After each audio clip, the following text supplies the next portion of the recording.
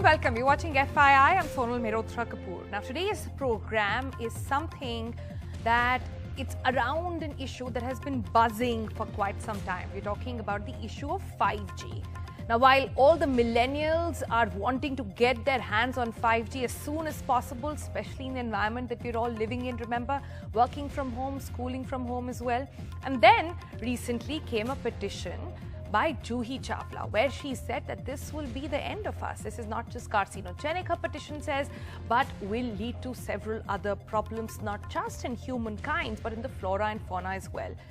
This entire hearing in the High Court came into news for all the wrong reasons, really, with people actually logging in, fans of Juhi Chawla, and singing along her best of tunes. But that aside, we thought, let's try and decode for you what is this entire 5G phenomena. Is it really as harmful as being talked about in this petition? What cues can we take from WHO, from other countries across the world? So without any further delay, let's get into our explainer. So let's first tell you what is Juhi Chawla's petition all about. Well, she moved to the Delhi High Court saying that no person will be able to avoid exposure 24 hours a day, 365 days in a year, and the levels of radiation coming out of 5G are 100 times greater than what already exists today. Her petition also says that this will threaten to provoke serious, irreversible impact on humankind, permanent damage as well to all on Earth and the ecosystem. The plea currently being heard by the High Court. But before we get into that, that's still sub judice, let's tell you what exactly is 5G. The latest network of wireless technology, 5G, stands for fifth generation, said to be the fastest, the most advanced network out there. 5G really is the future, as they say. And at a time when the world revolves around data, cloud computing, working from home, school from home, who doesn't want fast internet really? So, it gets really this fast by producing electromagnetic radiation. It's said to be a game changer because of the sheer speed of transfer, download it provides, and thus the frequency it uses is also much higher. To put it simply, it is said to be revolutionary because, look at this example. To download a 2-hour movie, a 3G network would take about 36 hours. A 4G network would take about 6 minutes. And guess how much 5G will take? 3.6 seconds. And this entire journey from 1G to 5G has happened in a phenomenal time. Let's also sort of jog your memory on that. Remember 1G, in fact, let's begin with that. The first analog cell phone to enter the world. This is what it looked like back then in the days. Then came 2G. New features like SMS, voicemail came on our mobile handsets. Then came 3G, higher data transfer rates, web browsing, image sharing, the much talked about and the controversial GPS location tracking as well. And then came 4G. We're all on it right now. Broadband delivery, deep web functioning, all got into our smartphone. It really became our life. And now we're all set to get into a 5G mode, the fifth generation of wireless technology. But users will know this as the claims at the moment are it's the fastest, most robust technology that the world has ever seen. This means quicker downloads, much lower lag, significant impact on how we live, work, play. The connectivity benefits of 5G are expected to make businesses more efficient, give consumers access to more information faster than ever before, connecting cars, smart communities, industrial IoT. We'll get into that in the program as well. All of this and our lives are set to revolve around 5G network of the future. But then, what is the status of it here in the country? Well, it's not yet rolled out in India, but Airtel, Reliance, Jio, Vodafone, Idea, they've all been given trial spectrum really, and the network is expected to go live by the end of this year, by the end of 2021. So, if this is really such a big game changer, what are the concerns? The thing to remember here is this is not the first time these kind of concerns around 5G technology have actually come up. The arguments against them have emerged time and again in several parts of the world, and a whole community of scientists have debated against the technology's implementation, citing it as a health hazard for many. However, there is very limited research on frequencies used in 5G. Basically, the claim is that the mobile phone uses a frequency of 1.8 to 2.2 gigahertz that can cause tissue heating. Tissue heating, what is that? That's electromagnetic energy causing slight rise in the temperatures that can impact your brain, it can impact your body as well.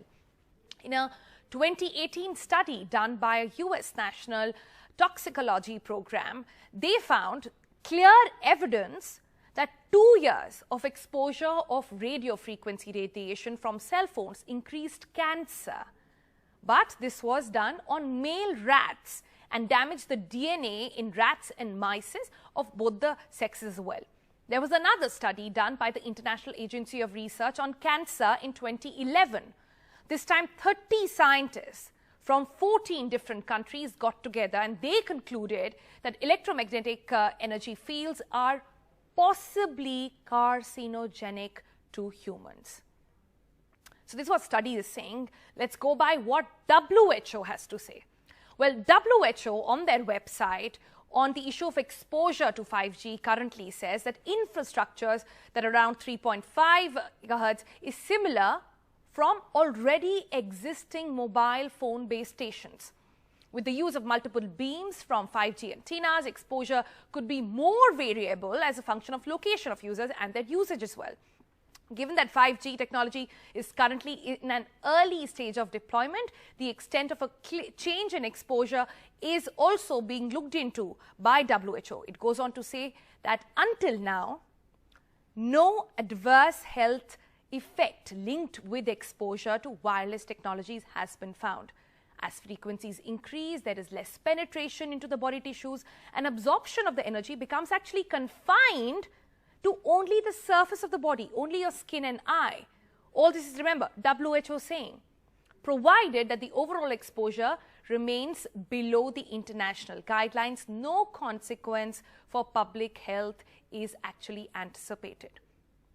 But having said that, WHO also says that they are currently conducting a health risk assessment from exposure to all sorts of radio frequencies, the entire range, which includes 5G, but that study, we'll have to wait for that until the end of 2022. So that's what WHO is saying. We've also got for you a sort of worldview on where all this network is already under use, and this includes most of the countries in the world except one. We'll talk about that on the program as well, but let me first introduce my panel and try and get a perspective from them. We are joined by first Sanjay Kapoor. He is the former CEO of Bharti Airtel. Thank you so much for your time, Mr. Kapoor. First up, lots of concerns, not the first time they have been raised as well. I'm sure in your time at Bharti Airtel, you must have addressed these as well. I remember doing a story several moons back upon how the 2G and the 3G towers in the national capital area were also causing cancer. And that time, I remember the CEO of Bharti, in fact, and even the heads at this point had said that I'm happy to have an antenna in my house to sort of get rid of the fears that it causes any sort of cancer or any related issue. But seeing what WHO is also saying right now, not giving a clear sort of go-ahead, saying we need to study more. Have you studied more? What did you find? So Sonal, you are absolutely bang on that this is an age-old problem. And even during the era of 2G and 3G, we had activists who had raised these issues, not only in India, but in many other parts of the world. And, you know, every time the debate came to an end because there was no empirical evidence to substantiate the claims of this causing radiations to an extent where there were harmful or carcinogenic impacts on humans. This was never established. And therefore, the technology kept migrating from one level to another level. But if I can interrupt and say this, 5G is a very different technology. It's not a software upgrade from 4G. This is a different tech altogether. Yes, you know, and I'm sure you appreciate that, you know, we all having been in this industry for over 2 decades, understand what 5G is. In fact, I just wanted to substantiate, I was listening to you as well. It is just not about speed. It is about low latency, and it is about Internet of Things. And let me quickly explain that to you. Yes, high speed is required. As you move on to denser applications, as you start dealing with 4K content and 16K content, we are already at high definition, and we need higher speed at that stage. But low latency is only possible with 5G, which is not possible with 4G. For example, autonomous cars, surgeries which require no latency at all, gamings, which are real-time gamings, and many more applications that will come in. And finally, Internet of Things. We all talk about connected devices, and we'll be surrounded by 20 devices to an individual in times to come. If I was to place 1 million devices in 5 square kilometers, 4G cannot deal with it. 5G can deal with it. So if we really have to migrate to that world of Internet of Things and machine-to-machine learning and so on and so forth, we will really have to migrate to 5G. And therefore, it works on higher frequencies. They are available. You need at least 100 megs of spectrum per operator. But the fact is that somebody will have to develop an empirical evidence where one says that 5G is more harmful compared to 4G, and then take a call to say, okay, this technology we don't need. But I think the train has already left the station. India is a laggard, but all the developed parts of the world, which have a lot more stringent norms on health, etc., have already imbibed this technology. I sit on the board of an international company, and I advise so many companies across the globe. And there they have deployed 5G and have been deploying it for more than 1.5 years now. Right? So the trains really left the station over there. So if somebody has to say, no, it's not applicable, they'll have to roll back. And for all you know, most of the 4G eventually will get replaced. Yes, 4G and 5G will work together, but eventually 3G is dead, 2G is dead. Will we go back to the previous era, or will we keep moving from 5G to 6G from here? Okay. Fact of the matter is that the first level of technologies that came in lasted for 10 years before we brought in a replacement. Today, the technology gets replaced in 4 or 5 years. I promise you, by the time we are midway into 5G, we'll be talking 6G.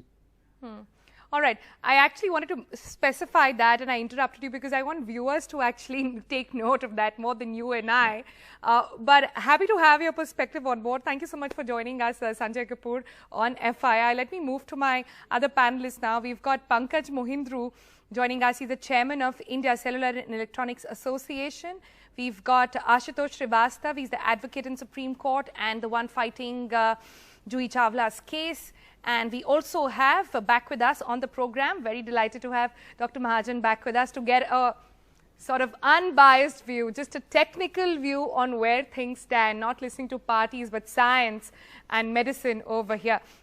Okay, so let me give you the first work, Dr. Mahajan. I just laid out some of the concerns that have been raised on the 5G issue. Do you have yours? What is your take on this?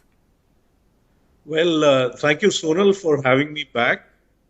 And let me say that these concerns about non-ionizing radiations have been there.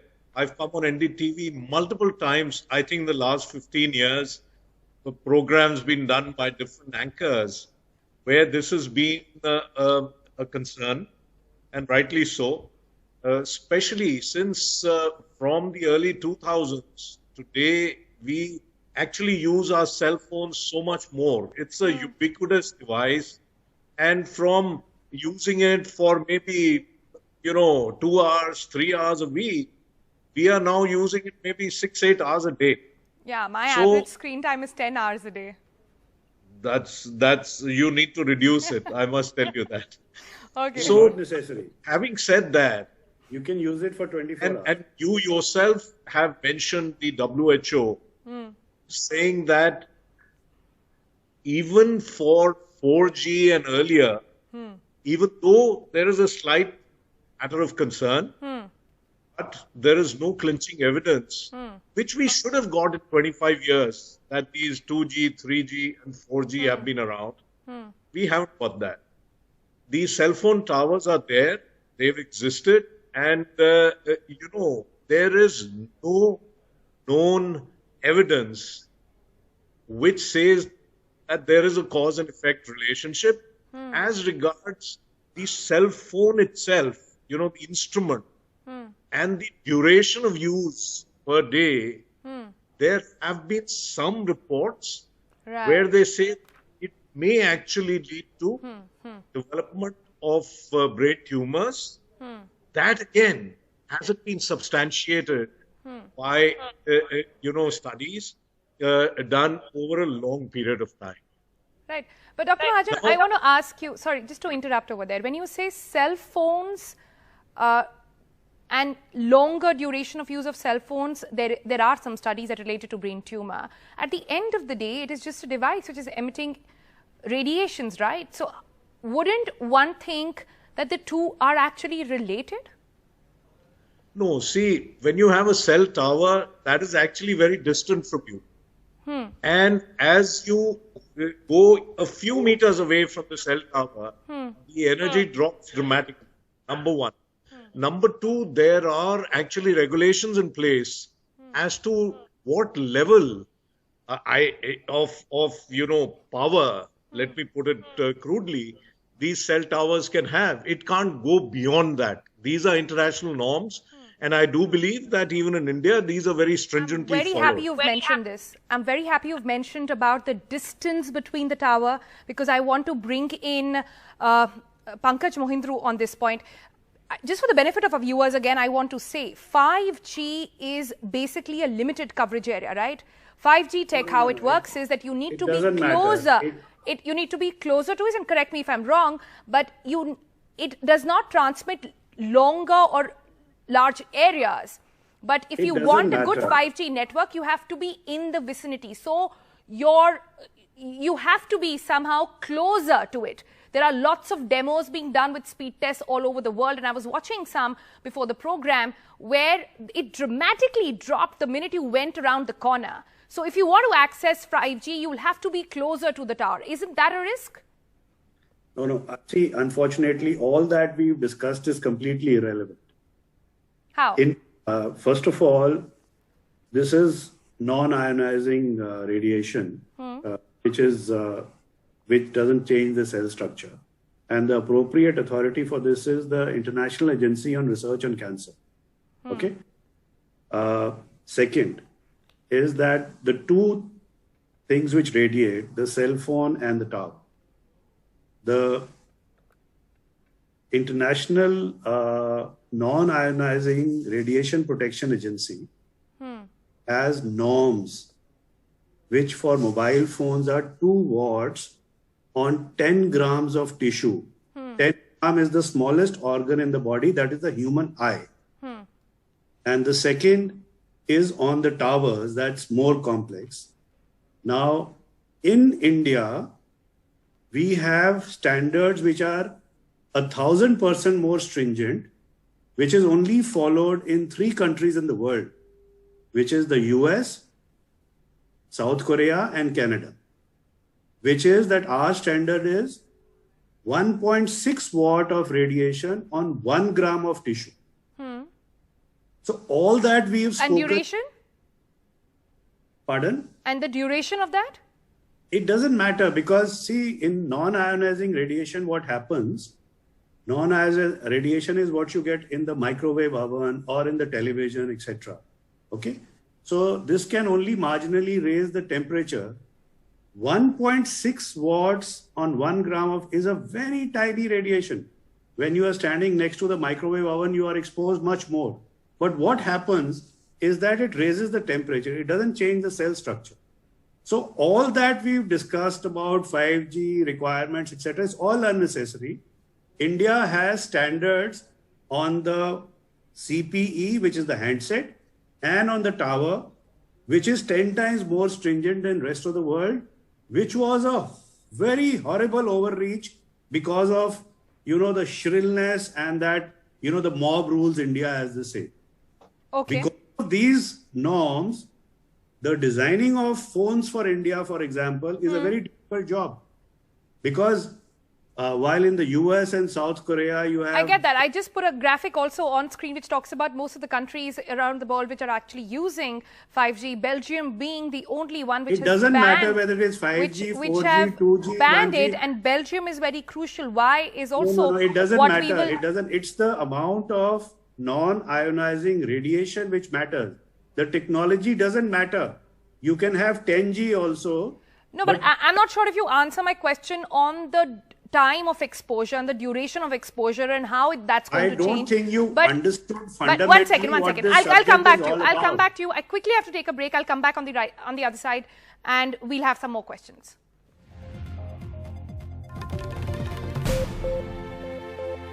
Welcome back. We're discussing the controversial 5G network. Is there merit in the case that has been put in by Juhi Chawla? We have her lawyer with us today as well, Ashutosh Srivastava. Ashutosh, I understand that there have been legal sort of issues being discussed in the court, but I would like you to step away from that for a minute and take us through what exactly is the evidence behind this plea that you've put forward. See, we are talking about a proper research, proper test about, this 5G radiation, and then it should be launched. We are not objecting to the 5G, the launch, but obviously there has to be a proper test conducted so that, because it may cost crores of lives of this country. What are you basing this on? As we know. What is the science that you're basing this on? See, in 2011, as we know that WHO's International Agency for Research on Cancer, they also had reviewed the same, and they had a detailed range of, EMF radiations that was from 30 kilohertz to 300 gigahertz and that was tested on humans as well as the rats, and it concluded that the radiations are possibly carcinogenic to humans. That is, it can cause cancer. Now, in 2018 also. So you're basing it on the International Agency for Research on Cancer, right? I spoke about it in my explainer as well. Yes. The 2011 study is what you're basing this on. It's completely wrong. What he's saying is erroneous. No, forget what he's saying. Tell me the International Agency for Research on Cancer in 2011, they actually say possibly carcinogenic. Let me explain to you. I want to respond to that.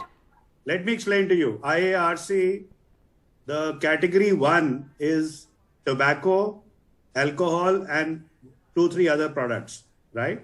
Which means they are definitely carcinogenic. There is a category 2B, right? In which there is coffee, pickles, and this technology. That there is no evidence whether it is carcinogenic or not. So please tell the gentleman not to give canards on a national TV channel, please. No, he's just quoting. You can calm down. I'll explain it. No, he's quoting wrong. He's quoting wrong. He's not wrong when he says. You may have an automobile. I'm happy that you put out the categories over there to get a perspective on that story. But what he's saying is, quick last word to Dr. Mahajan, please. Well, what Mr. Mohindru has said is right. That there are so many so-called innocuous things that are in the list, along with electromagnetic radiation. But also, as the final word, I would say that we live and learn. It's been a long time that this technology has been around, and we don't have evidence as yet. And as the radio frequency increases, and we get nearer the infrared, which is really heat, which is the matter. I would say that we should limit our use of the cell phone or such devices as much as we can. Use hands-free. Be cautious. We don't have any evidence right now. That is for sure.